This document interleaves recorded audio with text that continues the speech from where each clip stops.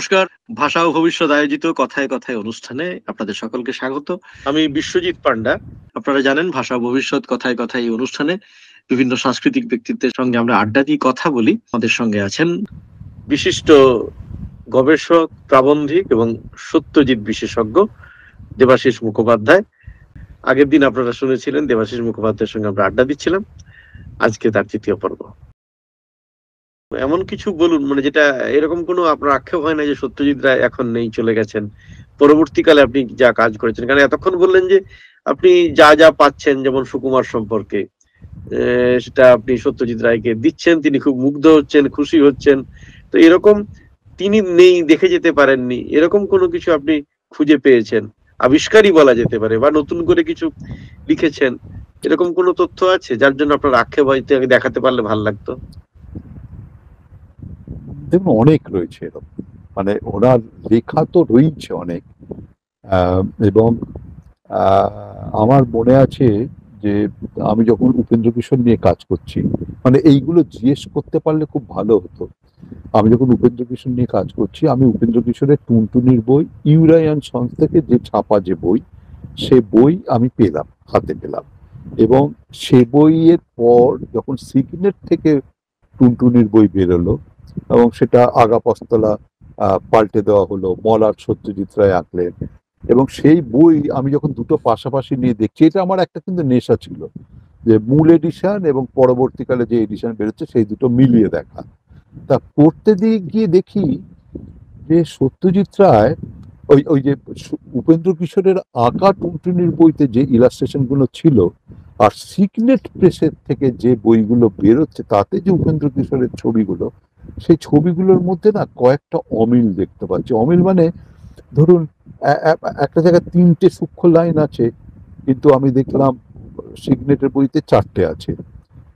ফলে এবং প্রত্যেকটা মিলিয়ে দিতে গিয়ে দেখি যে উপেন্দ্র কিশোরের ছবিগুলো, শুনুন, এটা তো ব্লক করে ছাপা হতো, মানে যে সাইজে আঁকা হচ্ছে সেই সাইজেই ব্লক হচ্ছে এবং সেই সাইজেই ছাপা হচ্ছে। কিন্তু দেখলাম যে সিগনেটের বইতে সেটা বড় করে ছাপা হয়েছে, অর্থাৎ নতুন ব্লক হয়েছে। এবং ছবিগুলো কিছু কিছু চেঞ্জ, খুব সূক্ষ্ম চেঞ্জ। আমি বুঝতে পারলাম যে উপেন্দ্র কিশোরের এডিশনে উপেন্দ্র কিশোর নিজের যে ছবিগুলো, সেই ছবিগুলোর ব্লক তো খুঁজে পাওয়া যায়নি, এবং ছবিগুলো কিছু কিছু নষ্ট হয়ে গেছে।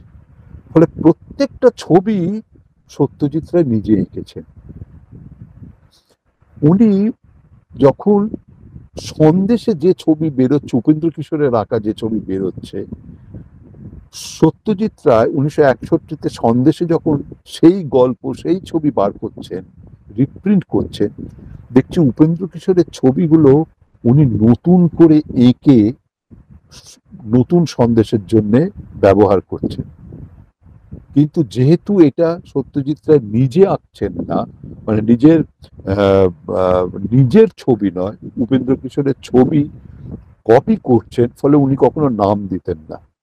কিন্তু দুটো ছবি আমি পাশাপাশি দেখতে গিয়ে দেখছি যে উপেন্দ্র কিশোর হাফ টোনে এঁকেছেন, সত্যজিৎ সেটা লাইনে ট্রান্সফার করেছেন। কিন্তু লোকে এতদিন ধরে জেনে গেছে ওগুলো উপেন্দ্র কিশোরের আঁকা ছবি, কিন্তু আদতে ওটা সত্যজিৎ রায়ের রিড্রয়িং করা ছবি। এগুলো আমি সত্যজিৎকে জিজ্ঞেস করে কনফার্ম হতে পারিনি, কিন্তু আমি শিওর। আর সত্যজিৎ রায়ের নতুন নতুন লেখা, যেগুলো আমি খুঁজে পাচ্ছি, যে সেগুলো দেখালে সত্যজিৎ রায়, মানে আমি তো দেখেছি যে এক একটা কাজ ওনাকে গিয়ে দেখাতে, এক একটা লেখা যখন দেখাচ্ছি, উনি যে কিভাবে মানে শিশুর মতো আনন্দ পাচ্ছেন। আমার মনে আছে সত্যজিৎ রায়ের প্রথম কভার এবং ইলাস্ট্রেশন হচ্ছে পাগলা দাশু, 1940। তারপর 41-এ ছাতুবাবুর ছাতা বেরোচ্ছে, কামাক্ষী প্রসাদ চট্টোপাধ্যায়, তার প্রচ্ছদ এবং ইলাস্ট্রেশন সত্যজিতের করে। এটা সত্যজিতের দ্বিতীয় বই। আমি সেই বইটা পেয়েছি, পেয়ে আমি ওনাকে দেখাতে গেছি। উনি মানে বইটা দেখে সে, আরে বাবা দেখেছো, এই এই আমি এটা খারাপ কাজ করিনি বলো, বলে সে একদম বাচ্চাদের মতো দেখছেন। এবং বুঝতেই পারছেন 40 মানে 1, সত্যজিতের বয়স তখন কত, 18, 19, 20, সেই কাজ করছেন। সেই যে আনন্দ, সেই যে পুরনো কাজ থেকে যে আনন্দ, এরকম অসংখ্য লেখা আমি খুঁজে পেয়েছি এবং সেগুলো আহ, সত্যজিৎকে দেখাতে পারিনি, এবং সেগুলো তো পরবর্তীকালে বইতে গেছে।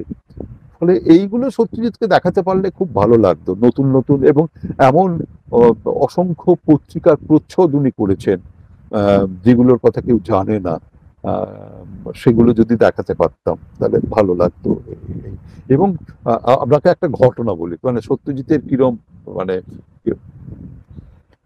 আমি একবার গেছি, গিয়ে আহ, উনি আমাকে একটা বুকলেট দিলেন। বুকলেটটা হচ্ছে একটা নাটকের, এবং তার সঙ্গে একটা ফটোগ্রাফ দিলেন। আমি বললাম এটা কি? বললো এটা বিকাশ রায় একটা নাটক করেছিল, সেই নাটকের আমি স্টেজ করেছিলাম। এটা সেই নাটকের বুকলেটের কভার আমি করেছিলাম, এটাই বুকলেট, আর ওই যে স্টেজটা করেছিলাম তার একটা ফটোগ্রাফ। এটা আমার কাছে ছিল, একটাই ছবি, তোমার কাছে রেখে দাও, তুমি ভালো থাকবে, আমি বুঝতে পারছি। তা আমি তো দেখে তো চমকে গেছি যে সত্যজিৎ রায় স্টেজ, মানে মঞ্চসজ্জা করছেন। আমি এটা জিজ্ঞেস করলাম যে এটা কোন সাল? বললে আমি, এটা কোন সাল, তখন তো ডিজে কিমারে, এটা আমি আর বংশী চন্দ্রগুপ্ত করেছিলাম, এটা ওই 48 49 হবে বোধহয়। তা আমি আহ, পেয়ে আহ, আসি, এবং অফিসে এসে আমার মনে আছে বিকাশ রায় যেহেতু পরিচালক ছিলেন, বিকাশ রায়কে ফোন করি, করে বলি যে আপনি এরকম একটা নাটক করেছিলেন, তা এটা কোন সাল হবে আপনার মনে আছে? উনি বললেন না না, আমি এই তপতি নাটক কখনো পরিচালনা করিনি।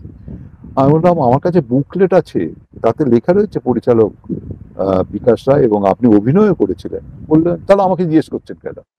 আমি বললাম এতে তারিখটা দেওয়া আছে, জানুয়ারি মাসের দুটো তারিখ দেওয়া আছে, কিন্তু সালটা নেই। সালটা সত্যজিৎ রায় মনে করতে পারলেন না, ওই জন্য আপনাকে জিজ্ঞেস করছি। উনি তো মঞ্চসজ্জাটা করেছিলেন, উনি আর বংশী চন্দ্রগুপ্ত। বললো আমি তো বলছি আমি তো করিনি। বললেন, ফাটাস করে ফোনটা রেখে দিলেন। তা এইবার আমি ন্যাশনাল লাইব্রেরিতে গিয়ে খুঁজতে শুরু করলাম। উনি বলেছিলেন 48 49, আমি 47 থেকে খুঁজতে শুরু করলাম।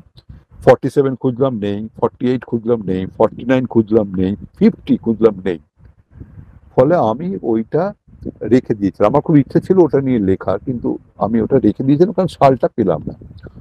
অনেক পরে, বছর দুয়েক আগে, অন্য একটি কাজ করতে গিয়ে পেলাম 1951-এ এই নাটকটা হয়েছিল। কাগজে ছোট্ট করে বিজ্ঞাপন দিয়েছিল, এবং দুটি মাত্র ও অভিনয় হয়েছিল নিউ এম্পায়ারে, এবং তার একটা ছোট্ট রিভিউ বেরিয়েছিল কাগজে। আমি সেই সমস্ত আহ, সংগ্রহ করে রেখে পরে আমি এটা নিয়ে লিখি। যাই হোক, তা এটা তো আমি ওনাকে জানাতে পারিনি যে মানিকদা এটা 51-এ, এবং এখানে বিজ্ঞাপন ছিল কিন্তু কোথাও আপনার নাম নেই। ওরা যা রিভিউ করেছে তাতেও নাম নেই। তো উনি খুব হাসতে হাসতে বললেন, কি করে নাম থাকবে? আমি তখন কি, আমি তো কেউ নেই, আমি তো ডিজে কিমারে কাজ করি, আর বংশী তখন তো কিছু তেমন কিছু করেনি, ও একটা মাত্র ছবিতে অ্যাসিস্ট্যান্ট আর্ট ডিরেক্টরের কাজ করেছে। ফলে স্বাভাবিক বিকাশ রায়, নীলিমা সান্যাল, সুচিত্রা মিত্র এদের নাম থাকবে, এরা অভিনয় করেছে। তা ফলে এই যে আবিষ্কার, এটা তো আমি ওনাকে জানাতে পারি। ফলে এইরকম অসংখ্য অসংখ্য জিনিস আছে। এবং আমার মনে আছে উনি উনি তো ওই 100 নম্বর গড়পার রোডে, যেটা ইউরায়ান সন্সের অফিস ছিল এবং ওদের বাড়ি ছিল, এবং সেই সেই বাড়িতেই 100 নম্বর গড়পার রোডেই সত্যজিতের জন্ম। এবং এটা অনেকেই জানে, কিন্তু উনি যে এই গড়পার রোডের বাড়ি নিয়ে একটা লেখা লিখেছিলেন, এবং সেটা গড়পার রোডের ওই এথিনিয়াম স্কুল, পরে যেটা এথিনিয়াম স্কুল হয়, সেই স্কুলের একটা বার্ষিক পত্রিকায় বেরিয়েছিল, এটা কেউ জানতো না। এবং সেটা খুঁজে বার করি বারবার, এবং ওদের অফিসে, ওদের স্কুলের অফিসে গিয়ে বারবার বলতাম, দিন না একটু জোগাড় করে, দিন না একটু। এবং করতে করতে এক সময় ওরা বুঝতে পারলো যে ছেলেটা ছাড়বে না। ফলে ওরা জোগাড় করে আমাকে একটা কপি দেয়। ফলে 100 নম্বর গড়পার রোড নিয়ে এই এই এই যে এই লেখাগুলো যদি ওনাকে দেখাতে পারতাম। আহ, এবং অসংখ্য ধরুন বুকলেট, আমরা সবাই জানি যে সত্যজিৎ রায় নিজের ফিল্মের বুকলেটের ডিজাইন কভার উনি করেছেন।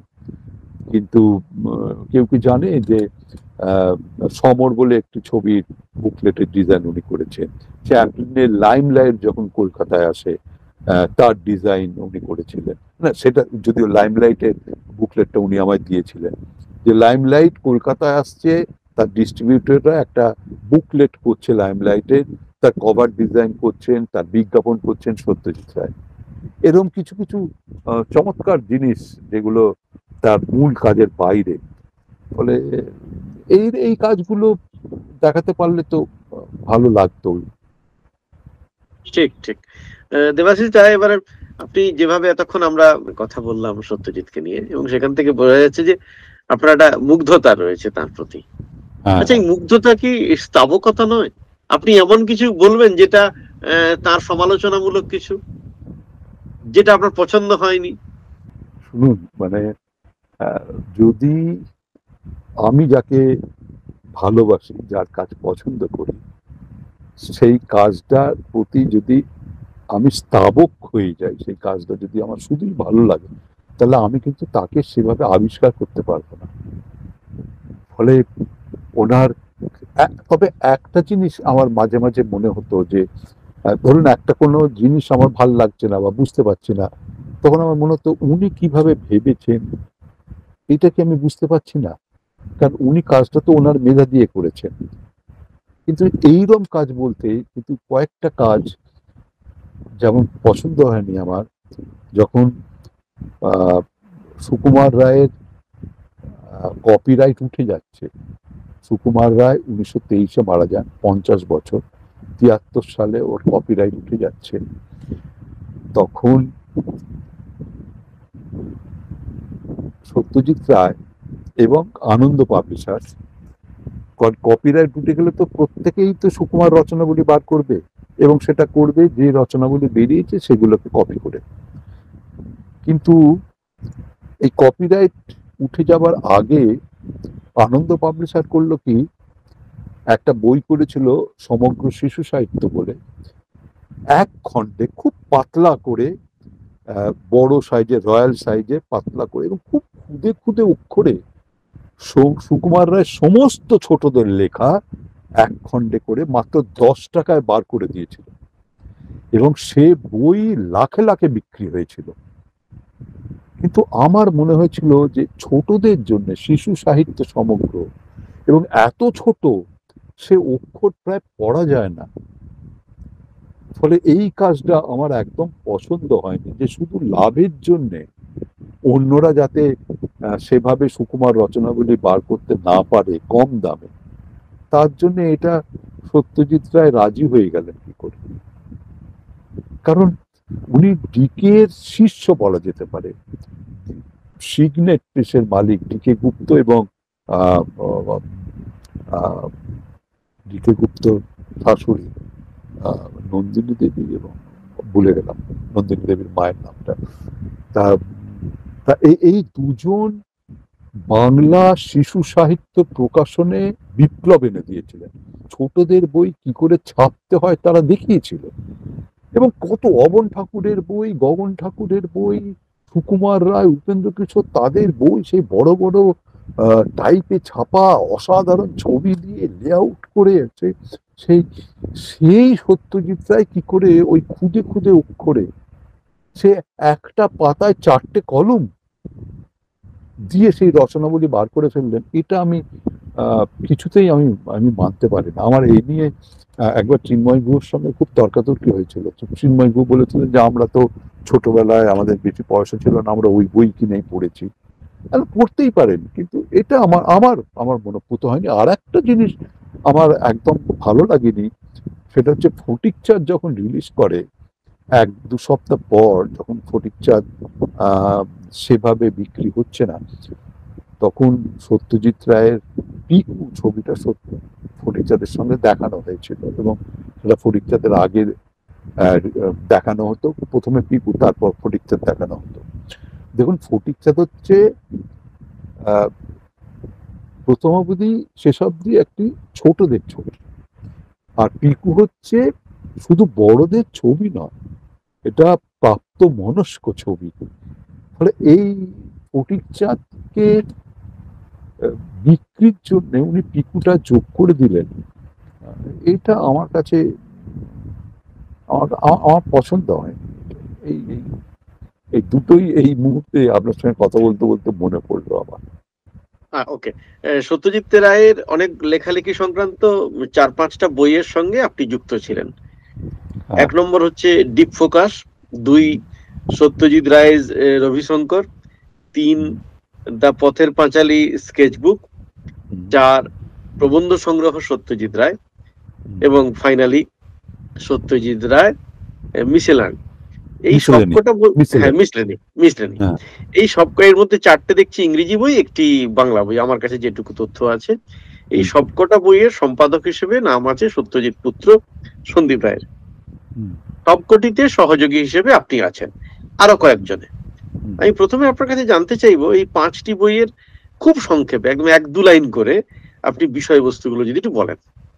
এই সবকটাই হচ্ছে সত্যজিৎ রায়ের লেখার সংকলন, এবং শেষের দিকে 1-2 বইতে সামান্য একটু ভূমিকা এবং 1-2 ইন্ট্রোডাক্টরি লেখা আছে। সবই হচ্ছে সত্যজিৎ রায়ের লেখা সংকলন। এবং আপনি বুঝতেই পারছেন, এই তাতে আমি ওই কয়েকটা লেখা আমি সংগ্রহ করে দিয়েছি যেগুলো পাইনি।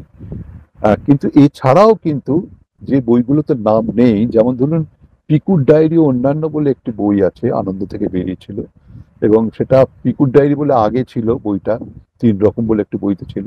পরে যখন আনন্দ থেকে বেরোয়, ওরা ময়ূরকণ্ঠী জেডি লেখাটা খুঁজে পাচ্ছিল না, সন্দীপকেও জিজ্ঞেস করেছিল, ওর খুঁজে পায়নি। আমি ময়ূরকণ্ঠী জেডি গল্পটা ওকে দিই।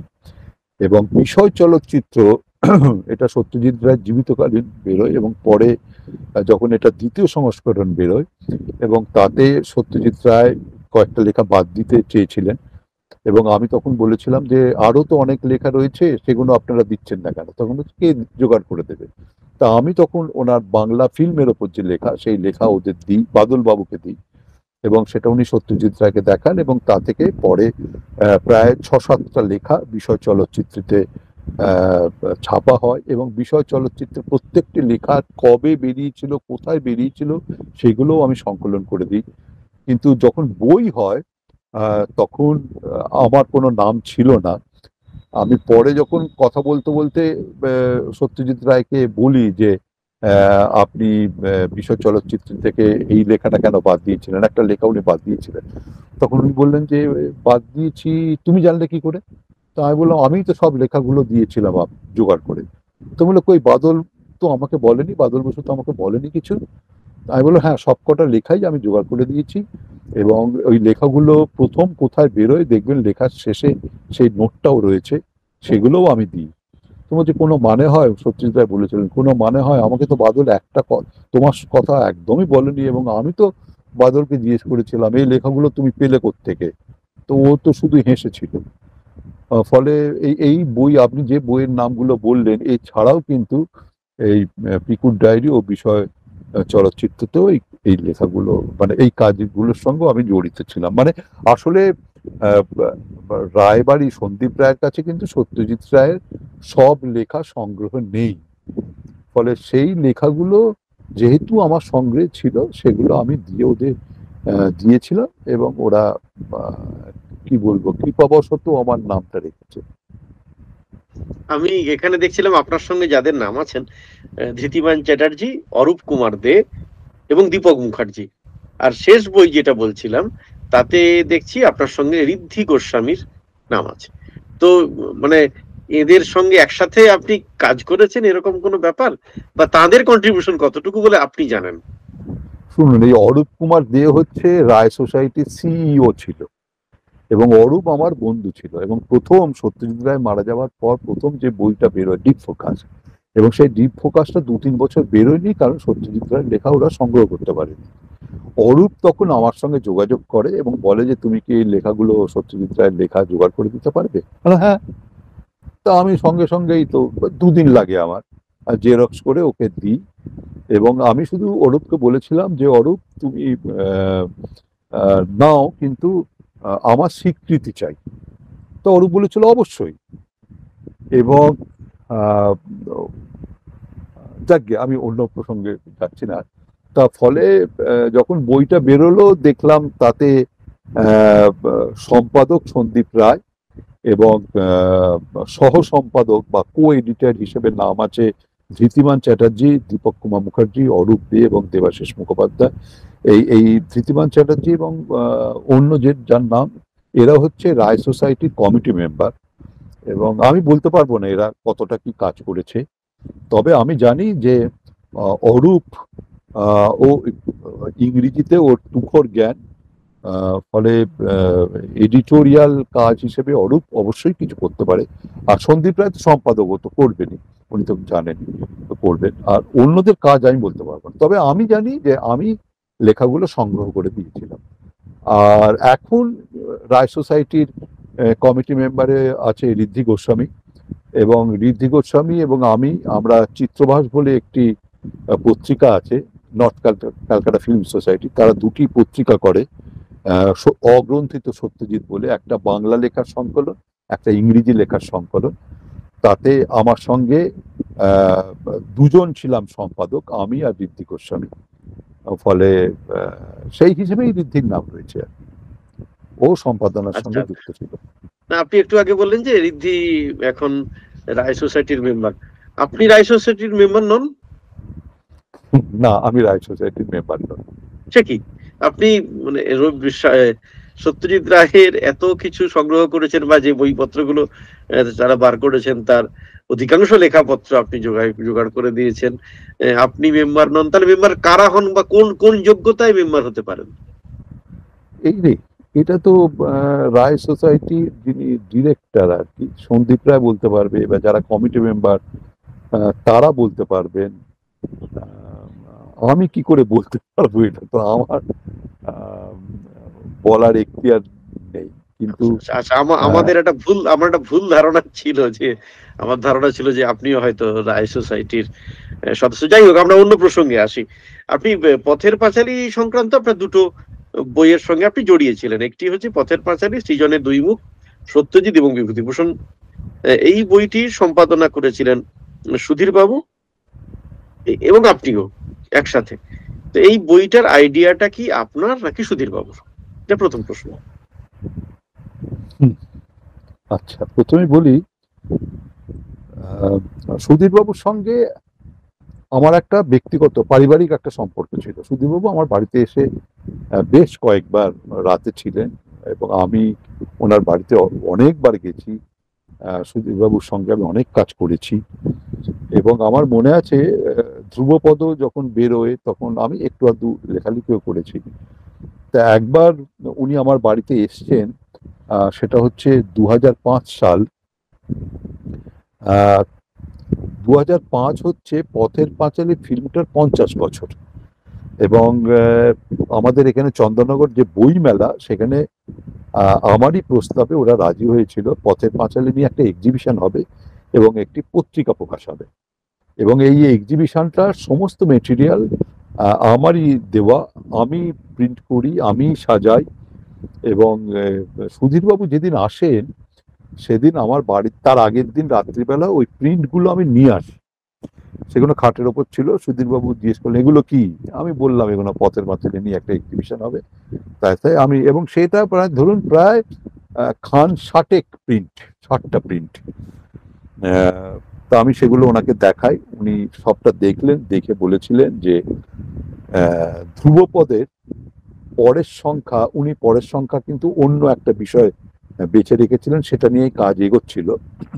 উনি বললেন না, সেটা নয়, ধ্রুবপদের পরের সংখ্যা হবে পথের পাঁচালী, এবং সেই সংখ্যাটার অতিথি সম্পাদক হবে তুমি কাজটা করো।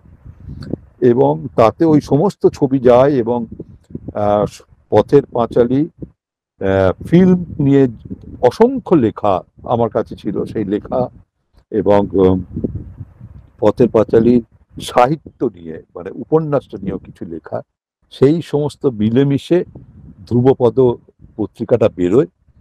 এবং সেই এবং দুর্ভাগ্যবশত, এবং তাতে কিন্তু অতিথি সম্পাদক হিসেবে আমার নাম ছিল না, কিন্তু পত্রিকাটা প্রথম থেকে শেষ অবধি, পত্রিকাটা প্রকাশ অবধি আমি ছিলাম, আমি দেখাশোনা করেছি সমস্ত ছবি, কোথায় কোথায় কোন পাতায় কোন ছবি যাবে, এবং সেগুলো কিন্তু সমস্ত এই এক্সিবিশনের ছবি আমার কাছে তো স্ক্যান করা ছিল ডিভিডিতে।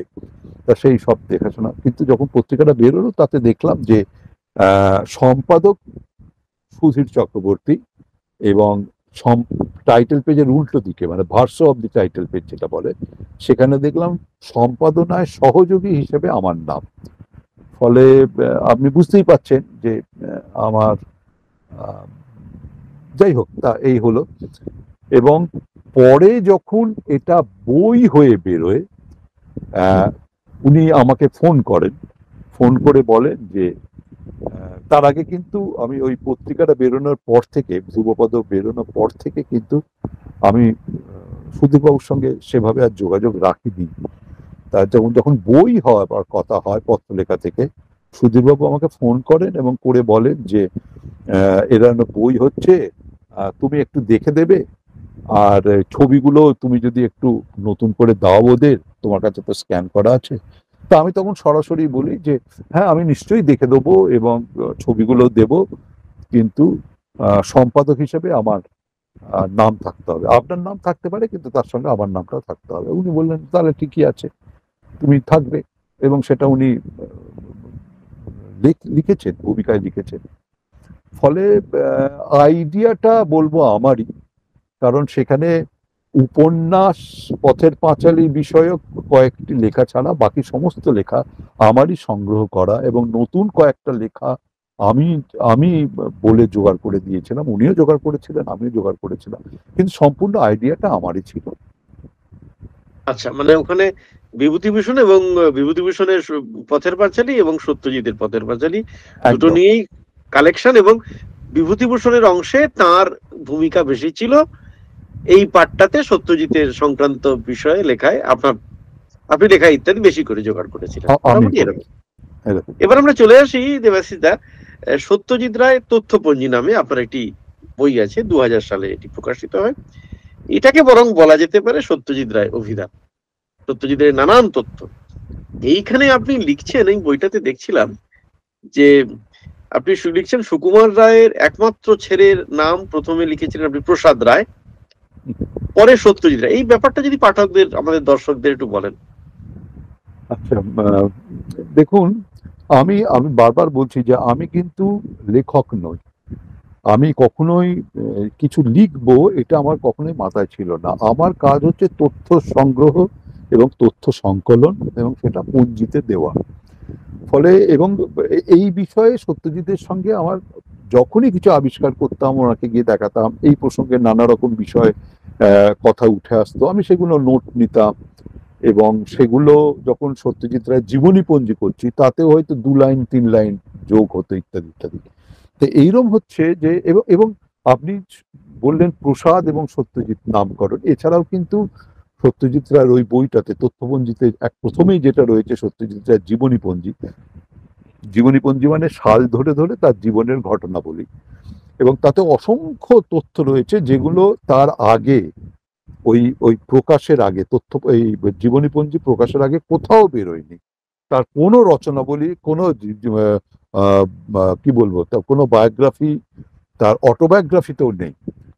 এই প্রসাদ প্রসঙ্গটা হচ্ছে যে যখন সত্যজিতের যখন যখন ছোট ছিলাম বইটা বেরোলো, সত্যজিতের প্রথম অটোবায়োগ্রাফি বা আত্মজীবনীর অংশ যখন ছোট ছিলাম বেরোলো, তার পেছন দিকে দুটো জিনিস ছিল। একটা হচ্ছে বংশলতিকা বা জিনিওলজি রায় পরিবারের, আর একটা হচ্ছে নামকরণ পঞ্জি। এই ব্রাহ্মদের মধ্যে একটা রীতি আছে যে ব্রাহ্মদের যখন নামকরণ হয় সেটা সাধারণত ব্রাহ্ম সমাজ মন্দিরে বা তাদের বাড়িতেও হয়, এবং সেখানে সাক্ষী থাকে কিছু, একজন ব্রাহ্মের ব্রাহ্ম পণ্ডিত মশাই থাকেন, তিনি নামকরণ করেন, এবং সেটা একটা লিখিত আকারে, ওই যে অমুকের ছেলে অমুক, মানে স্বামী, মানে সুকুমার রায় এবং সুপ্রভা রায়ের প্রথম পুত্র অমুকের এই আজকে নামকরণ হলো বলে তারিখ, এবং তাতে তারা ভালো থাকুক, সে ভালো থাকুক, এবং সাক্ষী হিসাবে কয়েকজনের নাম থাকে। তা আমি ওইটা বইটা পেয়ে, ওইটা দেখে আমি সত্যজিৎ রায়ের কাছে যাই এবং গিয়ে দুটো প্রশ্ন করি। একটা হচ্ছে যে যে তিনজন সাক্ষীর নাম ছিল তার মধ্যে একজনের নাম হচ্ছে কাদম্বিনী গাঙ্গুলি। তা আমি ওনাকে জিজ্ঞেস করে চাই কাদম্বিনী গাঙ্গুলি মানে কি, যিনি প্রথম বাঙালি মহিলা ডাক্তার? তখন উনি বেশ উচ্চস্বরে বললেন, হ্যাঁ উনি, আরে ওনার হাতেই তো আমি জন্মেছিলাম। এটা হচ্ছে একটা তথ্য, যে প্রথম বাঙালি মহিলা ডাক্তারের হাতেই সুকুমার রায় ও সুপ্রভা রায় প্রথম পুত্রের জন্ম হচ্ছে, একটা তথ্য। আর দু নম্বরটা হচ্ছে এই নামকরণ পঞ্জিটা হচ্ছে, তারিখ লেখা ছিল 2রা মে 1923, কিন্তু সত্যজিৎ রায়ের জন্ম তো 1921। আমি সত্যজিৎ রায়কে জিজ্ঞেস করি যে আচ্ছা জন্মের আমি মোটামুটি যেটা জানি যে 6 মাসের মধ্যেই কিন্তু নামকরণ হয়ে যায়, তা আপনার 2 বছর বাদে নামকরণ হলো কেন? তখন উনি বলেন যে আসলে প্রথমে আমার নাম ছিল প্রসাদ, এবং এই প্রসাদ নামটা পরে জানা যায় যে রামানন্দ চট্টোপাধ্যায়ের, মানে প্রবাসী এবং মডার্ন রিভিউয়ের সম্পাদক রামানন্দ চট্টোপাধ্যায়ের যে কনিষ্ঠ সন্তান, যাকে আহ, ওনারা মুলু বলেই জানতো, এবং উনি ওই ছেলেটি মুলু নামেই পরিচিত ছিল। সে শান্তিনিকেতনে পাঠভবনে পড়তো এবং রবীন্দ্রনাথের খুব প্রিয় পাত্র ছিল। সেই মুকুলের ভালো নাম ছিল প্রসাদ, এবং এই মুকুল খুব অল্প বয়সে একটি দুর্ঘটনায় শান্তিনিকেতনে মারা যায়, এবং সে মারা যাবার পর যে স্মরণ গ্রন্থ বেরিয়েছিল তাতে রবীন্দ্রনাথ, সুকুমার রায় থেকে সবাই লিখেছিলেন, সমস্ত যারা নামি দামি মানুষ লিখেছিলেন, এবং এবং মুলু নাম দিয়ে প্রবাসীতে লেখা বেরোয়, রবীন্দ্রনাথ লিখছেন মুলুকে নিয়ে। ফলে এই মুলুর ভালো নাম যে প্রসাদ, এটা কারো মাথাতে আসেনি। এবং কিন্তু মুলুকে নিয়ে যে স্মারক গ্রন্থটা বেরোয়, তার মলাটে, সবুজ মলাটে স্বর্ণাক্ষরে সোনার জলে ওই প্রসাদ বইটার নাম ছিল শুধু প্রসাদ, এটা লেখা ছিল। এবং সত্যজিৎ রায় বলেন যে পরে উনি বড়দের মুখে শুনেছেন যে হঠাৎ একদিন ওই বইটা ওদের হাতে আসে, আসে মানে বইটা ছিল, কিন্তু মুলুর ভালো নাম যে প্রসাদ এটা কিন্তু কারো মাথাতে ছিল না। ফলে হঠাৎ একদিন ওই বইটা ওদের চোখে পড়ে, এবং তখন ওদের মনে হয় যে যে ছেলেটি অল্প বয়সে মারা যায় সেই ছেলেটির ভালো নামে তাদের ছেলের নামকরণ হবে। এটা অনেকেরই একটু, বুঝতেই পারছেন যে অনেকের পছন্দ হয়নি। ফলে তখন ওই প্রসাদ নাম চেঞ্জ করে সত্যজিৎ রাখা হয়, এবং সেটা কিন্তু ঘটেছিল 2 বছর পর। এবং আমার জীবনীপঞ্জিতে শুধু ওইটুকুই লেখা হয় যে 1921 সুকুমার এবং সুপ্রভা রায়ের প্রথম এবং একমাত্র পুত্র প্রসাদের জন্ম হয়, এবং 1923 প্রসাদ নাম পরিবর্তন করে তার নাম রাখা হয় সত্যজিৎ রায়। এবার আমরা একটু সুকুমার রায়ের কথায় আসি। আপনি একটু আগে প্রথম দিকে বলেছিলেন যে শুধু সত্যজিৎকে ভালো করে জানতে হলে উপেন্দ্র কিশোরকে জানতে হবে, সুকুমার রায়কে জানতে হবে, এবং সুকুমার রায়কে নিয়ে প্রচুর প্রচুর কাজ করেছেন। যেমন আপনার একটি বই চিরকালের সেরা সুকুমার রায়। আমি জানতে চাইবো যে এই বইটাতে আলাদা কি আছে যেটা সুকুমার রায়ের যে প্রচলিত রচনাগুলিতে নেই? আচ্ছা, প্রথম হচ্ছে সুকুমার রায়ের রচনাবলী বুঝতেই পারছেন, সেটা ছোট বড় সবার লেখা, মানে বড়দের লেখা ছোটদের লেখা সব। এবং সুকুমার রায় তো বড়দের জন্য অসাধারণ সব প্রবন্ধ লিখেছেন, সেই প্রবন্ধ রয়েছে, নাটক রয়েছে, বড়দের চলচ্চিত্র চঞ্চলী নাটক রয়েছে। ফলে ছোটদের জন্যে এই রচনাবলী কিনে দেওয়া অনেকের পক্ষে সম্ভব হয় না, কারণ 3 খণ্ডে ওটা একত্রে কিনতে হয়, আলাদা কিনতে পাওয়া যায়, যাই হোক। আর চিরকালের সেরা হচ্ছে শিশু সাহিত্য সংসদ থেকে ওরা একটা সিরিজ করছিল, যেটা সুনির্মল বসু, উপেন্দ্র কিশোর, সুকুমার ইত্যাদি ইত্যাদি, লীলা মজুমদার, এবং উপেন্দ্র কিশোর থেকেই আমি ওদের এই রচনাবলীগুলোর সঙ্গে জড়িত ছিলাম, এবং কি কি লেখা যাবে সেগুলো সিলেক্ট করতাম। এইটার মজাটা হচ্ছে যে সমস্ত সেরা লেখাগুলো দিয়ে এই চিরকালের সেরা এই সংকলনগুলো হতো, এবং আমি সুকুমার রায়টার পুরো দায়িত্বটা আমি নিয়েছিলাম। এবং তাতে সুকুমার রায়ের ছোটদের সবচেয়ে প্রিয় লেখা ছিল, এবং তার সঙ্গে যেটা ছিল বেশ কয়েকটি লেখা ছিল কিন্তু অগ্রন্থিত, যেটা ওই চিরকালের সেরা ছাড়া অন্য জায়গায় পাওয়া যাবে না। এবং তাতে সুকুমার রায়ের আঁকা কিছু রেয়ার ছবি, যেগুলো আমি সন্দেশ পত্রিকা থেকে নিয়েছিলাম, সেগুলো ছিল। আর ছিল এই প্রত্যেকটা চিরকালের সেরাই ছিল।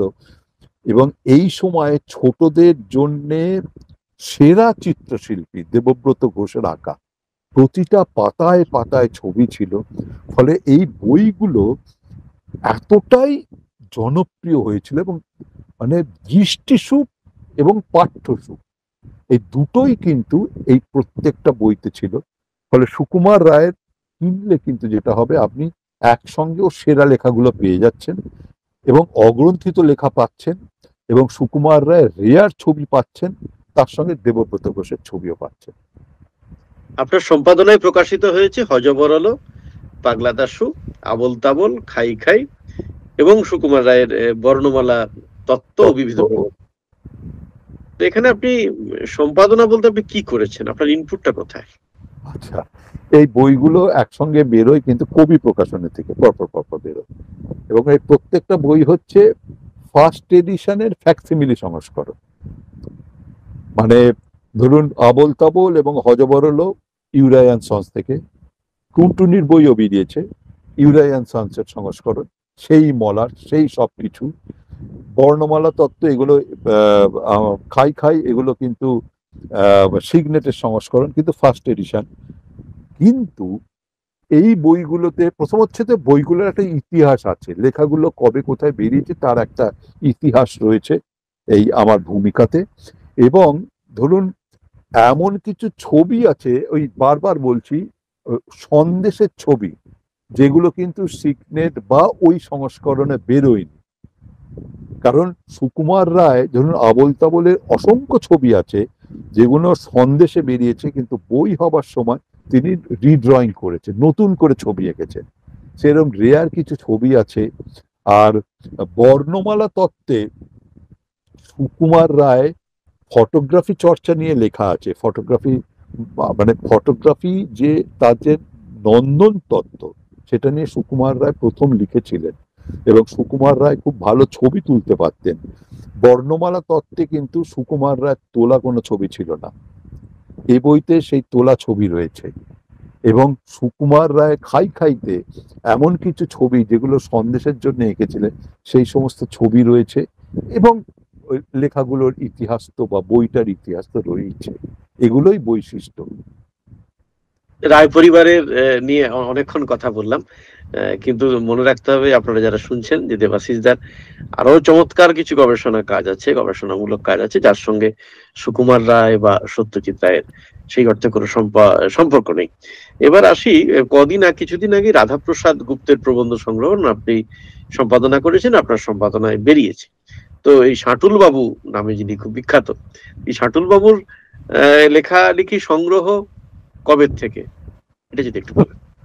না শুনুন, শুধু হচ্ছে এটা একটা খুব মানে আমার একটা অভ্যেস, যখন যে বিষয় নিয়ে পড়ি বা যার লেখা পড়ি, আহ, তার লেখা যেখানে যা বেরোয় সমস্ত পড়বার চেষ্টা করি, সেগুলো সংগ্রহ করবার চেষ্টা করি। আহ, কিন্তু শাটুল বাবু ছাড়াও কিন্তু আহ, আমি কিন্তু রুশতী সেন কল্যাণী দত্তের লেখা সম্পাদনা করেছেন, এবং কল্যাণী দত্তের অসংখ্য লেখা মানে যা যেখানে বেরিয়েছে আমি সংগ্রহ করেছিলাম, আমি সব কল্যাণী দত্তকে দিয়ে দিয়েছিলাম, এই রুশতী সেনকে দিয়ে দিয়েছিলাম। আর শাটুল বাবু বা রাধাপ্রসাদ গুপ্তের লেখা ওইরকম ভাবেই আমার ভালো লাগতো, জোগাড় করতাম, রেখে দিতাম, একটা নোট রেখে দিতাম ইত্যাদি। এবং এটা আজ থেকে প্রায় বছর 25 আগে প্রথম আমি বাদল বাবুকে বলি, বাদল বসু আনন্দ পাবলিশারে, যে রাধাপ্রসাদ গুপ্তের লেখাগুলো নিয়ে আপনারা বই করছেন না কেন। তো উনি বলেন যে আমাদের তো দুটো বই আছে। হ্যাঁ, দুটো বই ছিল, একটা ফেরিওয়ালার ডাক আর একটা মাছ ও বাঙালি। তাই বললাম এছাড়াও ওর অসংখ্য লেখা আছে। তো উনি বললেন যে সে লেখাগুলো জোগাড় করে দেবে কে। আমি বললাম আপনি না আনন্দবাজারের লাইব্রেরিতে যাবেন, গিয়ে বলবেন যে রাধাপ্রসাদ গুপ্তের লেখা ওরাই সব জোগাড় করে দেবে। তা সেগুলো নিয়ে অসংখ্য লেখা আছে, দারুণ দারুণ লেখা আছে, সেগুলো বই করুন। তা উনি বললেন যে ও আচ্ছা।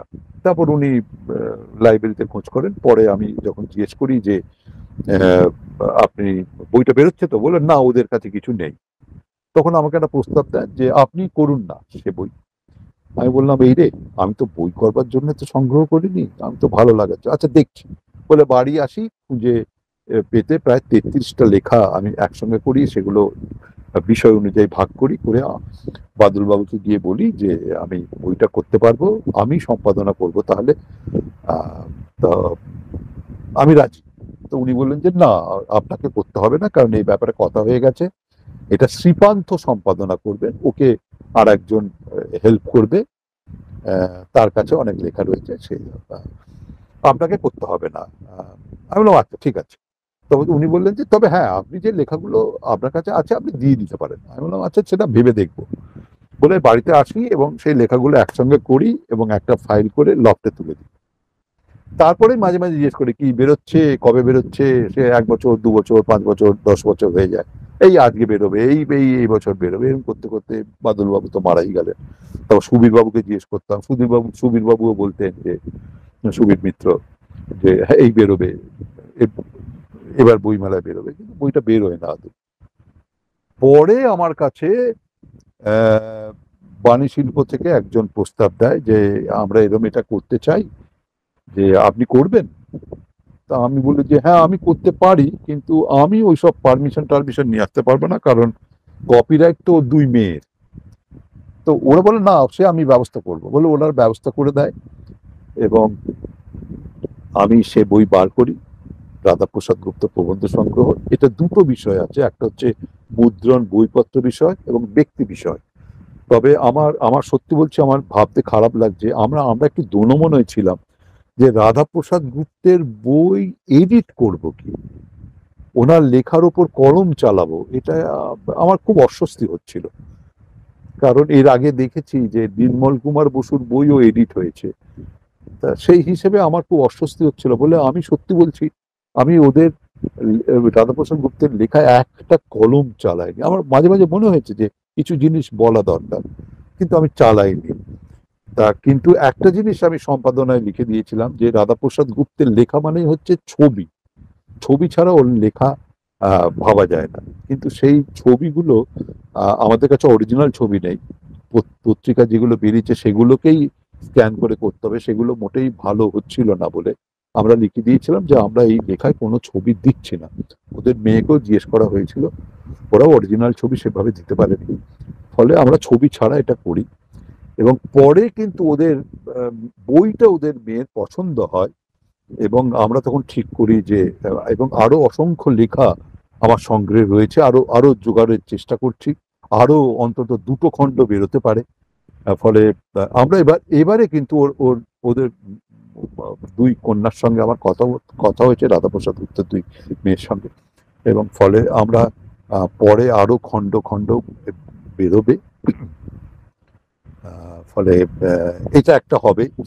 আর হ্যাঁ, আপনি আর একটা কি প্রশ্ন করলেন? না, ঠিক আছে, এটাই এটাই জানতে চাইলাম যে এইটার সম্পাদনার ক্ষেত্রে কত, যে ব্যাপারটা জানতে পারলাম। এবার আমরা খুব সংক্ষেপে আপনার আরো কয়েকটা কাজ নিয়ে বলি, একটু কথা বলে নিই, জানার আগ্রহ। আপনার জীবন সিরিজের 4টে বই আছে, এখানে বিভিন্ন ব্যক্তিত্বের সম্পর্কে একটা সংক্ষিপ্ত আলোচনা। তো এই সিরিজটা লেখার উৎস কি, খুব সংক্ষেপে? আচ্ছা, প্রথম হচ্ছে যে হ্যাঁ, সংক্ষেপে বলি যে এই মহাজীবন হচ্ছে কিন্তু প্রত্যেকটা খুব সংক্ষেপেই ওই বইটাতে রয়েছে, মানে 1-1.5 পাতার মতো করে এক একজনের লেখা, এক একজনের সম্বন্ধে লেখা, এবং সেগুলো হচ্ছে ওদের টার্নিং পয়েন্ট। মানে যে লেখাটা পড়ে সেই ব্যক্তিত্বের আহ, ব্যক্তিত্বটা বোঝা যাবে, এবং তার বিখ্যাত হবার, তার যে টেনাসিটি, তার যে ধৈর্য, সেটা বোঝা যাবে। ফলে এটা শুধু কিন্তু জীবনী নয়, ফলে প্রত্যেকটা ঘটনায় এমন একটা ঘটনা, তাদের জীবনের এমন একটা ঘটনা রয়েছে, ফলে সেই ঘটনাগুলো নিয়ে এই মহাজীবন। এবং এটা প্রথমে শুরু করেছিলেন আজকাল পত্রিকার সম্পাদক অশোক দাশগুপ্ত। উনি 12টা লেখার পরে দায়িত্বটা আমাকে দেন, আমি সেটা এগিয়ে নিয়ে যাই, এবং মোটামুটি আহ 250-র মতো জীবনী আছে এই 4টে খণ্ডে। জীবনী মানে টার্নিং পয়েন্ট, ঘটনা রয়েছে, আরো কিছু ছিল সেটা বই হয়নি। ফলে এটা এই আজকালের রবিবারে একটা ছোটদের পাতা হতো, সেইখানে এটা বেরোতো। ফলে ফলে আমার তখন একটা নেশা হয়ে যায় যে আহ, আরো আরো আমি আমার জীবনী, আত্মজীবনী, শুধু জীবনী পড়ার একটা নেশা হয়ে যায়। আমি বারবার মানে আমার মানে অসংখ্য কালেকশন জীবনী, বাঙালি বাঙালি বিদেশি সবই আছে, তা পড়ে এবং সেখান থেকে একটা এমন ঘটনা বার করা যেটাতে তাদের বৈশিষ্ট্যটা বোঝা যাবে। এইটাই হচ্ছে এই সূত্রপাত। এবং এই প্রসঙ্গে একটা জিনিস জানিয়ে রাখি যে আমাকে আহ, দু তিনটে স্কুল থেকে জানিয়েছিল যে ওরা এই বইটা কিনেছে, এবং স্কুল শুরু হওয়ার আগে যে প্রার্থনা হয়, এই প্রার্থনার পরে প্রত্যেক দিন বিভিন্ন ক্লাসের ছাত্রছাত্রীরা ওই একটা একটা করে পড়ে শোনাতো ওরা। আচ্ছা আচ্ছা, মানে তথ্যমূলক একটা আসলে আপনার এই বইগুলো টার্নিং হ্যাঁ হ্যাঁ পয়েন্ট। হ্যাঁ, এবং সেই টার্নিং পয়েন্টটা খুব মানুষটাকে একটা টার্নিং পয়েন্ট দিয়ে ভালো করে বোঝা যাচ্ছে, এই জায়গাটা আপনি ধরতে পেরেছিলেন। এবং হ্যাঁ, এরপরে আমি যে প্রসঙ্গটা আসবো, আপনার যে বিচিত্র বিষয়ে আপনার চর্চা, তার মধ্যে একটি হচ্ছে খাবার। তো এইটা আপনার খাবার নিয়ে দুটো বই আছে, খাই কিন্তু জানি কি এবং বাংলার খাবার, বাঙালির খাবার ইত্যাদি। তো আপনি খেতে ভালোবাসেন, ঠিক আছে।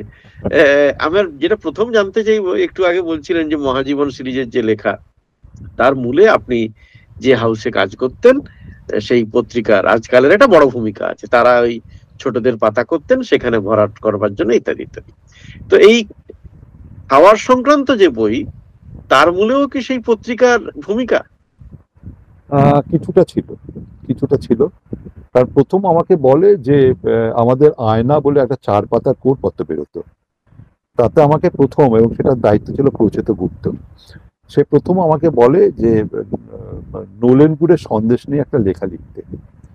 এবং আমি নকুর নন্দীর দোকানে যাই, গিয়ে তখন মালিক ছিল না, দোকানে যারা কর্মচারী তাদেরকে জিজ্ঞেস টিজ্ঞেস করে এনে আমি একটা লেখা লিখি। এবং এটা লিখতে গিয়ে সন্দেশ কি করে এলো সেটা নিয়ে পড়াশোনা করি। এবং এই পড়াশোনা করতে গিয়ে দেখি যে বাংলায় প্রচুর রেসিপির বই আছে বাঙালি খাবারে, কিন্তু কোথাও ইতিহাস নেই। এবং সেইটা আমি খুঁজতে শুরু করি, এবং করে আমি প্রচেতকে বলি, প্রচেত আমি একটা পিঠে নিয়ে লিখবো। বলে হ্যাঁ লেখো। তো আমি পিঠে নিয়ে, আমার সন্দেশ প্রথমে, তারপর হচ্ছে পিঠে, এবং তারপরে আমার একটা নেশা হয়ে যায় যেখানে বাঙালির যে খাবার খায় তার সম্বন্ধে যদি কিছু লেখা থাকে সেগুলো পড়ার। এবং সেটা রেসিপির বইয়ের ভূমিকাও থাকতে পারে, রেসিপির মধ্যেও থাকতে পারে। ফলে বাংলা খাবার নিয়ে বই পড়ার একটা নেশা হয়ে যায়। এবং একই সঙ্গে যে বাঙালি কি খাচ্ছে তার মধ্যে ধরুন পিৎজা, চাউমিন, এই যে চীনা খাবার, মোগলাই খাবার, এগুলো নিয়েও পড়তে শুরু করি। এবং পড়তে পড়তে পড়তে পড়তে একটা সময় দেখি আমার কাছে প্রায় শখানেক বাংলা খাবারের বই জোগাড় হয়ে গেছে। এবং আমি যেটা করি যে আমরা যে খাবারগুলো খাচ্ছি, যেমন ধরুন ভাত, ডাল, চচ্চড়ি, অম্বল, চাটনি, এই খাবারের নামকরণগুলো কোথা থেকে আসছে, খাবার প্রথম কে খাচ্ছে, এটা কে তৈরি করছে, এই করতে করতে যেটা হলো, আমার এই খাই কিন্তু জানি কি, এটা ওই আজকালের আয়নায় একটা কলম প্রচেত শুরু করলো। এবং সেখানেও কিন্তু ওই সব ছোট ছোট করে ওই শর্টের 1-200 শব্দের মধ্যে এই খাবারটার প্রসঙ্গে, খাবারটার ইতিহাস, খাবারটার নামকরণ, এবং প্রথম কোথায় কোন লেখায় এই খাবারটার প্রসঙ্গ আসছে, সেটা ওই ওই কলমে বেরোতো। এবং সেটা নিয়েই খাই কিন্তু জানি কি বইটা বেরোয়। এবং সেটা আমি নিজে থেকে কোনো লেখা খুব কম আছে যেটা আমি নিজের আগ্রহে লিখেছি, এবং নিজের আগ্রহে বই তৈরি করেছি। কারণ বই করতে গেলে ধরুন কাগজে লেখা বা পত্রিকায় লেখা আর বই করার মধ্যে অনেক তফাৎ আছে। এবং আমি বই রিভিউ করতে গিয়ে তো এই তফাৎগুলো তো ধরতে পেরেছি, ফলে রিভিউ করেছি, সমালোচনা করেছি। সেই কাজটাই আমি করবো কি করে নিজে। ফলে যখনই কেউ বই করতে বলতো আমি বলতাম ও আমার দ্বারা হবে না, ও আবার রিরাইট করতে হবে। কিন্তু যখন এই খাই কিন্তু জানি কি বেরোয়, তখন ওরা জোর করে যে আপনি ওগুলো দিন, আপনি পরে রিরাইট করবেন। তা সেইগুলো নিয়েই খাই কিন্তু জানি কি বইটা বেরোয়। আপনার দেবাশিস মুখোপাধ্যায় এই নামে যতটা পরিচিত, ঠিক পাশাপাশি দেমু নামেও আপনার সমান পরিচিতি, এবং সুদীর্ঘদিন ধরে আজকাল পত্রিকায় ওয়ান লাইনার, এটা কি বড় জোর দুটো লাইনের একটা তথ্য থাকে, এবং আপনি অবসর নিয়েছেন, এখনো আপনি সেটা লিখে যাচ্ছেন। সে এই এই তথ্য আপনার আগে আজকালে কেউ লিখতো, নাকি আপনি শুরু করলেন এটা? না, প্রথমে বলি যে আপনি জানেন যে এই যে কাগজে যে কমিক্স বেরোয় বা বিভিন্ন কাগজে নানা রকম ছবি দিয়ে তথ্য বেরোয়, এগুলো এগুলো কেনা হয়, এর সিন্ডিকেট আছে। ইংরেজিতে এগুলো কেনা হয়, তাও সেগুলো অনুবাদ করে ছাপা হয়। এবং এই যে সমস্ত যত কমিক্স বেরোয় সব কিন্তু এই সিন্ডিকেট আছে, তাদের কাছ থেকে কিনে নিয়ে তারা ইংরেজিটা দিয়ে দেয়, সেটা অনুবাদ করে ছাপা হয়। আজকালে একদিন দেখলাম যে এরম ওই তথ্য বলে, তথ্য না অন্য একটা নাম দিয়ে ওইরকম চারের কলমে একটা ছোট্ট ওরম ছবি দিয়ে বেরোতে শুরু করলো। আমি তখন অশোকদাকে গিয়ে বললাম যে অশোকদা, বেশ কয়েকদিন 3-4 দিন বেরোবার পর আমি বললাম, অশোকদা সবই তো বিদেশি তথ্য, তা আমাদেরও তো নিজস্ব অনেক তথ্য রয়েছে, বাংলাতেও আছে, ভারতেও আছে, তা সেরম গুলো করুন না, সব বিদেশি থেকে এগুলো কিনে নিয়ে কেন করি, আর এগুলো অনেক টাকা দিয়ে কিনতে হয়। তখন বললেন যে হ্যাঁ, করলে তো হয়, কিন্তু কে করবে, এরম তো নেই ওদের কাছে, তো এরম ভারতীয় তথ্য টথ্য নিয়ে তো কিছু নেই, বাংলাতে তো নেই। তাহলে আমি একটু চেষ্টা করব। বললো আচ্ছা, চেষ্টা করো। বলে আমি সেই শুরু করলাম। ফলে এটা তথ্য, ওই কলমটার নামই ছিল তথ্য। তার আগে কিন্তু আজকালে ছোটদের পাতায় এক একটা বিষয় ধরে আমি নানা বিষয়ে এরকম তথ্য দিতাম, তার নিচে ওই ধরুন একসঙ্গে 10টা করে তথ্য, তার নিচে দেবাশিস মুখোপাধ্যায়ের নামটা বড্ড বড় হয়ে যেত। ফলে আমি সেখানে প্রস্তাবটা দিই, ওখানে ওই দেমু নাম দিয়ে, কারণ বুদ্ধদেব বসু মু ব নিয়ে লিখতেন, পার্থ বসু প ব লিখতেন, সেই ফর্মুলাতেই আমি বলি ওই দেমু বলে, দেবাশিসের দে, মুখোপাধ্যায়ের মু বলে এটা ওই লেখা হতো। এবং ওই সেটার নাম ছিল নোট বই। নানা বিষয়, যখন যে বিষয়টা আসতো, অলিম্পিক নিয়ে হচ্ছে বা স্বাধীনতা সংগ্রাম বা দুর্গাপুজো বা ময়দান, কলকাতার জন্মদিনের সময় কলকাতা, এরকম সব তথ্য। তা আমি তখন ওই এটা ছোটদের পাতা বন্ধ হয়ে যায়, নোট বইও বন্ধ হয়ে যায়, ডেমোও বন্ধ হয়ে যায়, কিন্তু ওই তথ্য আজকালে চালু হওয়ার পরে কিন্তু প্রথম দিকে কিন্তু নাম দেওয়া হতো না তথ্যে, শুধু তথ্যটাই দেওয়া হতো। আমার মনে আছে সৌনক লাহিড়ী, সে প্রথম অশোকদাকে গিয়ে বলে যে এটা তো দেবাশিসের তো আবিষ্কারই বলা যায়, ও তো গবেষণা করে বার করছে, ওর নামটা দেওয়া উচিত। তখন অশোকদা ওই দেমু, আমি বলি যে না, নাম মানে দেবাশিস মুখোপাধ্যায় একদম নয়, দেব। এবং সেই তথ্য আজকাল এতটাই জনপ্রিয় হয়ে যায়, এবং আজকাল থেকে তখন ওই যারা সার্কুলেশন, তারা সার্ভে করতে যেত, তো যে আজকালের কোনটা ভালো কোনটা খারাপ ইত্যাদি ইত্যাদি, এবং সেখানে অসংখ্য পাঠক বলেছে যে আমরা আজকাল প্রথম গিয়ে সকালবেলায় নিয়ে প্রথম খুলেই আগে আমরা 4 পাতায় দেখিনি ওই তথ্যে নতুন কি তথ্য এলো, সেটা খুব ইন্টারেস্টিং এবং পাঠকের খুব প্রিয় হয়ে ওঠে। ফলে সেই দেমু প্রায় বোধহয় কত বছর, প্রায় 24-25 বছর ধরে চলছে আর কি, এখনো চেষ্টা করে যাচ্ছি। এবং সেই দেমু নামটা এতটাই জনপ্রিয় হয়ে যায় যে আজকালে কেউ আমাকে দেবাশিস বলে ডাকে না, দেমু বলে ডাকে। এবং সত্যি বলতে আমার গিন্নি, আমার মেয়েও দেমু বলেই ডাকে আর কি। আপনি কি এখনো, তো আপনি অবসর নিয়েছেন, এখনো বেরোচ্ছে, হ্যাঁ, আপনি এখনো হ্যাঁ, পাঠিয়ে যাচ্ছেন? এখনো পাঠিয়ে যাচ্ছি, ওই একসঙ্গে 10টা 12টা করে পাঠাই, ওরা আচ্ছা। শেষ হবার আগে বলে দেয়। আর এখন সুবিধা আছে, তো এখন তো আর গিয়ে দিয়ে আসতে হয় না, মেল করা যায়, হোয়াটসঅ্যাপ করা যায়, দিয়ে যাচ্ছে। এবং আমার সৌভাগ্য যে ওরা এখনো এটা ছাপছে, আজকালের পাঠক এটা পছন্দ করছে। আহ, এটা সৌভাগ্য আমার যে আমি দেবো। এবং এটা সত্যি বলতে কি, বাংলাতে এইরকম তথ্য আহ, আমি জানি না যে, আগে বলতে পারতাম, কারণ আগে আমি সমস্ত কাগজই, আমার কাজই ছিল সমস্ত সমস্ত কাগজ পড়া। বোধহয় আর কেউ সেভাবে করেনি বা করেনি করেনি আপনার ছোটদের যে কুইজের কিছু বই আছে, একটি হচ্ছে এলো কথা কোথা থেকে, একটা জানেন, সেই সঙ্গে একটা সিনেমার কুইজ, যেটা ছোট ছোটদের জন্য নয়, সিনেমার কুইজ। 3টে বইয়ের কথা বললাম যেগুলো প্রায় কুইজ ধরনের, এগুলো কি ওই দেমুর তথ্য থেকেই আসা? না, প্রথম হচ্ছে তথ্যতে ম্যাক্সিমাম 3 লাইন কি 4 লাইন লেখা যায়, তার বেশি লেখা যায় না। কিন্তু এমন কিছু জিনিস আছে যেগুলো কিন্তু আরো বেশি করে লিখতে হয়, নাহলে বোঝানো যায় না। ফলে এইরকম লিখতে গিয়েই আমি ছোটদের জন্য প্রথম একটা বই করি, এলো কোথা থেকে, এবং দেখবেন ওই সব বইটার 1 লেখা রয়েছে, 1 নম্বর, এবং কথা ছিল সে বই অন্তত পক্ষে 10টা বেরোবে, 1 2 3 4 করে, কিন্তু আহ, যাই হোক, সেটা একটাই বেরিয়েছে, আর বেরোয়নি। আর জানেন, আর একটা সময় ওই একটা টিভি চ্যানেল, তারা কুইজ করতো বিভিন্ন জায়গায় গিয়ে, বিভিন্ন স্কুল, বিভিন্ন জায়গায়, বিভিন্ন ক্লাবে গিয়ে।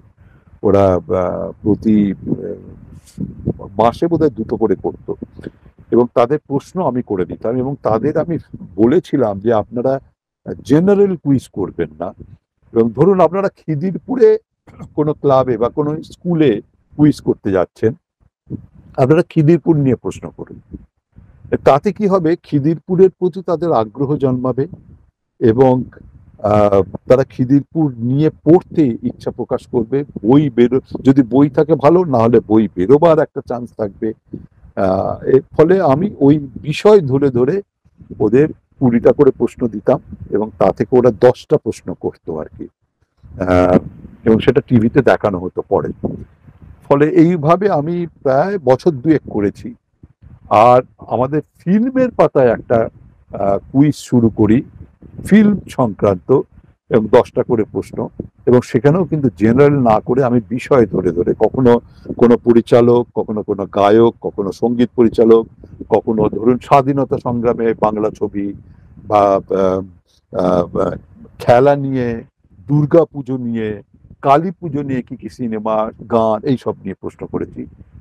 তারই সংকলন হচ্ছে জানেন, সেটা যখন বেরোয় তখন আমাদের এই কুইজটা চলছে, এবং পরে কিন্তু ওই এটা একটু বড় করে আরো প্রায় সমস্ত কুইজগুলো নিয়ে ওই আরেকটি বই বেরোয়, 2টো বই কুইজের বেরোয় আমার। একটু আগে কথা হচ্ছিল দেমু নিয়ে, যে আপনার নামটা এত বেশি আপনার বাড়ির লোক করে, এবং আমি দেখছিলাম আপনার যে মৌলিক বই, মানে সম্পাদনার রাধা প্রসাদ গুপ্তের বইটি বাদ দিলে যে বইটি বেরিয়েছে দেমু নামেই, বইটির নামকরণে দেমুর নানা রকম, এটি ফেসবুকে আপনার যে বিভিন্ন রকম পোস্ট, সেটাই ফেসবুকে সংস্কৃতি চর্চায় মানে ফেসবুকের অবদান কতটা, এই প্রসঙ্গে জানতে চাইবো। আমরা একদম শেষ পর্বে এসে গেছি, এবং ফেসবুকে যদি আপনি মানে ফেসবুক না থাকতো, তাহলে আপনার এই বইটা বেরোতো? না, এই বই বেরোতো না। দেখুন, ফেসবুকটা আমার ডায়েরি। আমি আপনাকে বারবার বলেছি যে আমার লিখতে ইচ্ছা করে না, আর বড় লেখা লিখতে একদমই ইচ্ছে করে না, কারণ আমার প্রচুর অভিজ্ঞতা হয়েছে যে আমি বড় লেখা, আমাকে অফিস থেকে লিখতে বলেছে, লিখেছে, কিন্তু সেই লেখা যখন বেরিয়েছে দেখেছে ড্রাস্টিক্যালি কাটা গেছে। এবং আপনারা জানেন যে কাগজে সবচেয়ে গুরুত্বপূর্ণ যে বিষয় সেটা হচ্ছে বিজ্ঞাপন। ফলে বিজ্ঞাপন এসে গেলে কাটছাট করতেই হতো। ফলে বড় লেখা লিখতে আমার প্রচন্ড অনীহা। আর এখন যেটা হয় যে ছোট ছোট লেখা লিখতে ইচ্ছে করে। আর ফেসবুক হওয়ার পর দেখেছি আমি যে লিখতে ইচ্ছা করে, জানাতে ইচ্ছা করে, বিশেষ করে তথ্যমূলক কিছু লেখা। আর ফলে হয় কি, আমার কোনো কিছু লেখার ইচ্ছে হলে সঙ্গে সঙ্গে সেটা ফেসবুকে লিখে ফেলি। ফলে প্রকাশক বা অন্য কোনো সম্পাদকের মুখাপেক্ষী হয়ে থাকতে হয় না আমাকে। ফলে এটা আমার একটা নেশা হয়ে যায়। এবং আমি আর একটা জিনিস দেখেছি, আমার ডায়েরি লেখার অভ্যেস নেই। ফলে আমার যাবতীয় কার্যাবলী, মানে কোথায় কি বলতে যাচ্ছি, কোথায় কি লিখছি, সেগুলো ফেসবুকে দিয়ে দিই। ফলে এটা আমার ডায়েরির কাজটা মিটে যায়। আর যে কোনো বিষয়, যেমন ধরুন আমি যখনই, ধরুন জগদ্ধাত্রী পুজো হচ্ছে, ফলে আমার জগদ্ধাত্রী পুজোর যখন মূর্তি তৈরি হচ্ছে, আমি কাজ যখন সাজানো হচ্ছে, মূর্তি সাজসজ্জা হচ্ছে, আমি গিয়ে তাদের কিছু প্রশ্ন টশ্ন করছি, এবং গিয়ে দেখছি যে প্রত্যেকটা গয়নার, মাকে যেগুলো পরানো হচ্ছে, তার প্রত্যেকটার নাম আছে। প্রত্যেকটা, ইচ অ্যান্ড এভরি, যে কান থেকে শুরু করে মাথার টিকলি, কানের দুলের মানে 5টা অংশ আছে, হাড়ের 4টে অংশ আছে, এবং সেগুলো নিয়ে আমার মনে হলো বা এগুলো তো চমৎকার, আর ফেসবুকে লিখে দিলাম। আমি দুর্গাপুজো নিয়ে আমার মনে হয়েছে যে একটা লেখা দরকার, যে দুর্গাপুজোর যে মন্ত্র বা দুর্গাপুজোর ভোগ একটা ছোট করে লিখে দিলাম। মানে এগুলো কি ম্যাক্সিমাম 200-250 শব্দ বা তারও কম, এবং ফলে এই লেখাগুলো লোকে পড়ছে, জানছে। এবং আর একটা কি জানেন, আপনি যত বড় লেখকই হন না কেন, সেই সত্যজিৎ রায় থেকে আশাপূর্ণা দেবী থেকে দেবাশিস মুখোপাধ্যায়, প্রত্যেকেই চায় লিখলে তার একটা ফিডব্যাক আসুক, লোকে পড়ে জানা কেমন লেগেছে। আর ফেসবুকের ফিডব্যাকটা তো সঙ্গে সঙ্গে এই একটা প্রচন্ড নেশা। ফলে কারোর ভালো লাগছে, কেউ সমালোচনা করছে, তা থেকে আমি শিখতে পারছি। ফলে এই লেখাগুলো আমি পরপর লিখে যেতাম, এবং তাতে কিন্তু আমি এটা যে বই হবে আমি জীবনে ভাবিনি। এর জন্যে আমি কৃতজ্ঞতা এবং ধন্যবাদ জানাচ্ছি রোহন কুদ্দুস এবং সরোজ দরবার। সরোজ দরবার প্রথম ফোন করে আমাকে জানায় যে আমরা এটা নিয়ে বই করতে চাই। আমি ভেবেছিলাম কোনো বন্ধু বোধহয় ইয়ার্কি মারছে। তা ওরাই এটা আহ, পুরো লেখাগুলো কম্পোজ করে আমাকে দেয়, এবং আমি সেটাই আবার এডিট করি। তার সঙ্গে আমার আরো কিছু পুরনো কিছু বইয়ের রিভিউ, কিছু ডাক টিকিট নিয়ে লেখা, এই সমস্ত নিয়ে আমার ওই ডেমোর নানা রকম বইটা বেরোয়। দেবাশিস দা, আমার আজকের শোয়ের একেবারে শেষ প্রশ্ন। বারবার করে আজকালের কথা এসেছে, আপনার পত্রিকার কথা এসেছে, যে খবরের কাগজে কাজ করতেন, এবং তা না হলে বহু বই যেগুলো বা বহু গবেষণা, বহু কাজ আমরা পেতাম না যদি আজকালের চাপ না থাকতো বা ইত্যাদি। তো একটা জিনিস আমরা সকলেই জানি, আদর্শের জায়গা থেকে আজকালের একটা পরিবর্তন ঘটেছে। মানে খুব পাতি বাংলায় যদি পাল্টি খাওয়া বলি, এই ব্যাপারটাকে আপনি কোন চোখে দেখেন, প্রথম প্রশ্ন। আর 2 নম্বর, শুধুই কি অস্তিত্ব রক্ষার জন্য এই পরিবর্তন? আচ্ছা, আমি এইটা বলার আগে, এই উত্তরটা দেবার আগে, এই উত্তরটা আহ, খুবই সামান্য। সামান্য এই কারণে, দেখুন, ব্রেকটের একটা কথা ছিল যে প্রত্যেকটা মানুষ, প্রত্যেকটা জনগণ, প্রত্যেকটা দেশের প্রত্যেকটা মানুষ যদি রাজনীতি না করে, তাকে রাজনীতি করতেই হবে। রাজনীতি ছাড়া মানুষ বাঁচতে পারে না। আপনি যদি রাজনীতি না করেন, তাহলে একটি অযোগ্য লোক নেতা হিসেবে বসবে। আপনি যদি রাজনীতি না করেন, জিনিসের দাম বাড়বে। ফলে রাজনীতি আপনাকে করতেই হবে, সে আপনি যে রাজনীতি করুন। এবং আমরা যে সময়ের মানুষ, সেই সময়ে আমরা খুব স্বাভাবিক কারণে একটু বামপন্থী হয়ে গিয়েছিলাম। এবং বামপন্থী মানেই যে আমি একটা দলে কাজ করবো তা তো নয়। বামপন্থী মানে আমার দর্শনটা হবে। ফলে সেইখানে করতে গিয়ে আমরা আজকালকে ভালোবেসে ফেলেছিলাম, আজকাল যে দর্শনে বিশ্বাস করত। কিন্তু অস্তিত্ব রক্ষার জন্যই, একদমই তাই। এটা আমার বলার অধিকারই নেই যে আজকাল কেন এরকম হলো ইত্যাদি। কিন্তু হ্যাঁ, আমরা আজকালকে ভালোবেসেছিলাম। আজকালে তো আমি প্রায় প্রথম থেকে রয়েছি, 2 মাস থেকে। আজকাল শুরু হবার 2 মাস পর আমি জয়েন করি, তখন থেকে রয়েছি। ফলে আজকাল আমাদের কাছে ভালোবাসার কাগজ ছিল। আজকাল আমাদের কাছে শুধু অফিস ছিল না। এবং বিশ্বাস করবেন না, যখন সান্ধ্য আজকাল প্রথম বেরিয়েছিল বই মেলার সময়, ওই কটা জিনিস সান্ধ্য আজকাল বেরোতো। সেই আজকাল শুধু আমরা করতাম না, আমরা বিক্রি করতাম বই মেলাতে। শুধু আমি নয়, আমি, জ্যোতির্ময় দত্ত, সৌনক লাহিড়ী, ভাস্কর পাল, এরা সবাই কাগজ বিক্রি করতো হাতে নিয়ে। ফলে এইরকম একটা ভালোবাসা থেকে আহ, যখন একটু অন্যরকম জায়গায় চলে গেল, ফলে একটু খারাপ লাগবে। কিন্তু আজকাল আমাদের কাগজ, আমার কাগজ। কিন্তু আর একটা কথা, আমি এই প্রসঙ্গে একটু আমি বলতে আমার ইচ্ছে করছে, একটু বলতে চাইছি আমি, এবং আমি আপনার মারফত লোককে জানাতে চাইছি। দেখুন, আজকাল আমার এই সত্যজিৎ নিয়ে যে কাজকর্মর কথা আপনি বললেন, আমার মুখ দিয়ে যেগুলো বেরোলো আর কি, পাঠক তো, শ্রোতারা জানলো, দর্শক জানলো, পরে পাঠকও জানবে। এবং এখন অনেকেই কিন্তু আমাকে সত্যজিৎ বিশেষজ্ঞ হিসেবে অপমান করার চেষ্টা করে, এবং সেটা আমাকে আহ, কি বলবো, আমার আমার এই কাজটা তারা আহ, আহ, নিতে চায় না মানে তারা অস্বীকার করতে চায়। কিন্তু আমিও এটা জানতাম না। আমাকে আমার এক বন্ধু উম, আমাকে এটা দেখিয়েছে প্রথমে। সেটা হচ্ছে যে উইকিম্যাপিয়াতে আহ, আমার বাড়ির নাম জিরানিয়া, এবং আপনি উইকিম্যাপিয়াতে আমাকে সে দেখালো, সে আমার বাড়িতে আসবে বলে খুঁজছিল।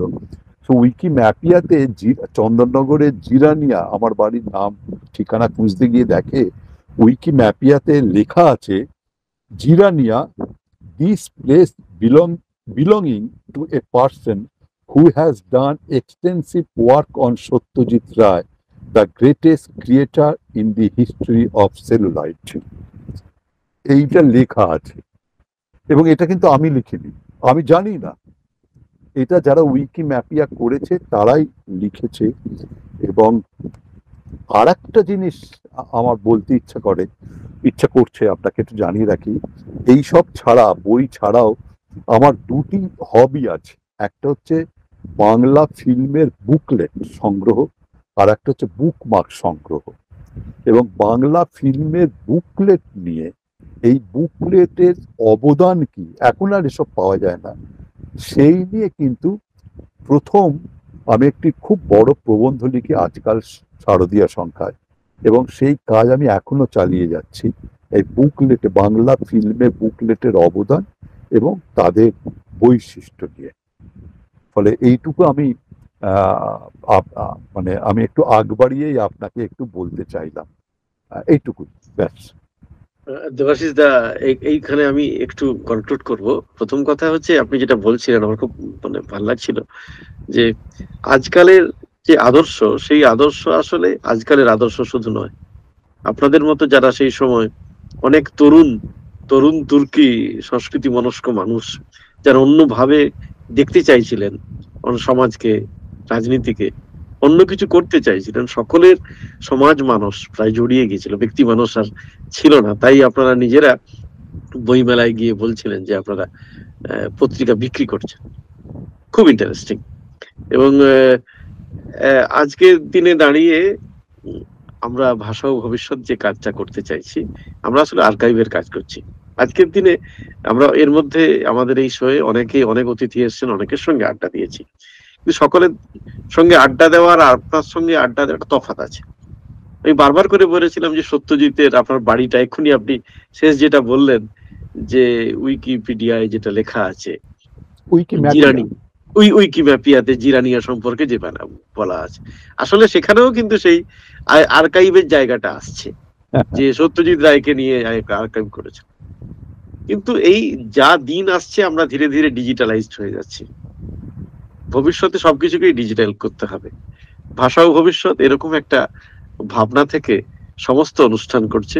বাংলা ভাষা ও সাহিত্যকে, সংস্কৃতি চর্চার বিশেষ আমাদের নানান রকম প্রোগ্রাম আছে, তার মধ্যে একটি কথায় কথায় অনুষ্ঠান। এবং এই অনুষ্ঠানে আমরা বাংলা সাহিত্য সংস্কৃতি জগতের বিশেষ বিশেষ ব্যক্তিত্বদের সঙ্গে কথা বলি। এই কারণে কথা বলি যে তাদের কাজগুলো হয়তো দুদিন পরে হারিয়ে যাবে, কিন্তু তারা কি ধরনের কাজ করেছেন ভবিষ্যৎ পাঠকের কাছে, ভবিষ্যৎ অডিয়েন্সের কাছে যদি পৌঁছতে পারে, সেই চেষ্টা করি। আপনার সঙ্গে কথা বলে খুব ভালো লাগলো, বলাই বাহুল্য, এবং বহু কথা না বলা থেকে গেল। আপনাদেরও অসংখ্য ধন্যবাদ এবং কৃতজ্ঞতা জানাচ্ছি। সত্যি বলছি, মানে আপনি যেভাবে প্রশ্নগুলো করলেন তাতে আমার অনেক কথা বেরিয়ে এলো, যেগুলো যে আমার মনের মধ্যে রয়েছে তাই জানতাম না, সেগুলো বেরিয়ে এলো। এবং আপনারা যে কাজটা করছেন সত্যি ভীষণ গুরুত্বপূর্ণ কাজ। আমি আপনাদের বেশ কয়েকজনের সাক্ষাৎকার দেখেছি, শুনেছি, এবং সত্যি আপনারা কাজটা করুন, সত্যি খুব ভালো লাগবে। এবং এটা শুধু কাজ নয়, জানেন তো, এটা শুধু ইন্টারভিউ নয়, এটা শুধু ইউটিউবেও নয়, এটা কিন্তু একটা সমাজ চেতনার কাজ, এটা একটা সামাজিক দায়িত্ব নিয়ে কাজ। ফলে আপনাদেরও অসংখ্য ধন্যবাদ এবং অভিনন্দন এবং কৃতজ্ঞতা জানাচ্ছি। আপনারা খুব ভালো থাকুন এবং আরো অসংখ্য লোকের এরকম সাক্ষাৎকার নিন আপনারা, আমরা নিত্য হব। আপনার শুভেচ্ছা আমাদের পথ চলাকে পাথেয়, শুভেচ্ছাকে পাথেয় করে আমরা এগিয়ে যাব।